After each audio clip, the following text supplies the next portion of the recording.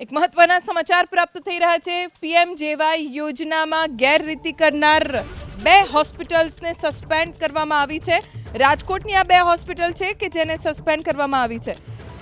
ભરૂચ અને વડોદરાની હોસ્પિટલને પણ ગેરરીતિ બદલ પેનલ્ટી આપવામાં આવી છે। રાજકોટની કૃષ્ણા સર્જિકલ હોસ્પિટલને સસ્પેન્ડ કરવામાં આવી। સ્વસ્તિક મલ્ટી સ્પેશિયાલિટી હોસ્પિટલને પણ સસ્પેન્ડ કરવામાં આવી છે। ભરૂચની જયાબેન મોદી હોસ્પિટલને પેનલ્ટી ફટકારવામાં આવી છે। વડોદરાની બેન્કર્સ સુપર સ્પેશિયાલિટી હોસ્પિટલને પણ પેનલ્ટી ફટકારવામાં આવી છે।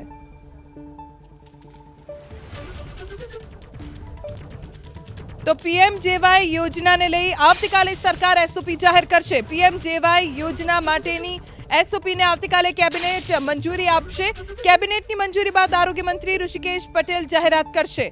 પીએમજેવાય યોજનાનો દુરુપયોગ અટકાવવા ગુજરાત સરકારે એસઓપી બનાવી છે।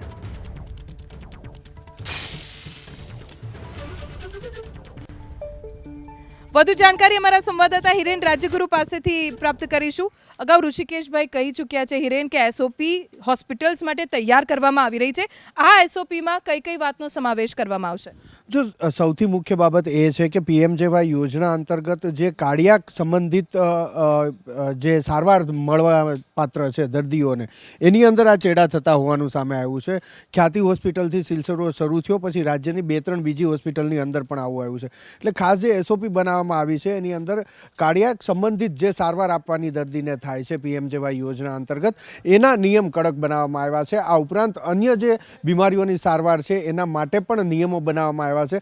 સૌથી મહત્વપૂર્ણ બાબત કે લગભગ છેલ્લા 1 મહિનાથી એસઓપી બનાવવાની કામગીરી શરૂ હતી, જે હવે પૂર્ણ થઈ ગઈ છે। આવતીકાલે કેબિનેટની અંદર તે મુકાશે। 9:30 વાગે જ્યારે મુખ્યમંત્રી ભૂપેન્દ્ર પટેલની અધ્યક્ષતામાં કેબિનેટની બેઠક મળવાની છે, ત્યારે કેબિનેટમાં મુકાશે। કેબિનેટની અંદર મંજૂરી મળશે અને ત્યારબાદ આરોગ્ય મંત્રી ઋષિકેશ પટેલ આ જે એસઓપી ખાસ તૈયાર કરવામાં આવી છે એની જાહેરાત કરવામાં આવશે। જે વાતો અત્યાર સુધી મળી છે અથવા તો સૂત્રો પાસેથી જે માહિતી મળી છે એ પ્રમાણે જે ઇમરજન્સી કેસ નહીં હોય તેમને પહેલાં સીડી અથવા તો એ પ્રકારેના રિપોર્ટ સબમિટ કરવા પડશે, ત્યારબાદ મંજૂરી મળશે। આ ઉપરાંત ઇમરજન્સીમાં પણ જેને મંજૂરી મળી હશે તેણે ઓપરેશનની સીડી અને તેના જે રિપોર્ટ છે એ અમુક સમય મર્યાદા સુધી સાચવવા પડશે। અને હવેથી આ જે કંઈ ઓપરેશન છે પીએમજેવાય અંતર્ગત થાય છે એનું રેન્ડમલી ચેકિંગ પણ થશે। એટલે એ દસ્તાવેજી પુરાવા ત્યાં સુધી સાચવવા પડશે અને જો એમાં નિષ્ફળ રહેશે તો એવી હોસ્પિટલ સામે પણ કાર્યવાહી થાય એ પ્રકારના નિયમો ઘડવામાં આવ્યા છે। આભાર હિરેન આ જાણકારી આપવા માટે। તો આવતીકાલે કેબિનેટ મંજૂરી આપી દેશે આ એસઓપીને અને ત્યારબાદ ઋષિકેશ પટેલ સત્તાવાર રીતે આ એસઓપીની જાહેરાત કરશે।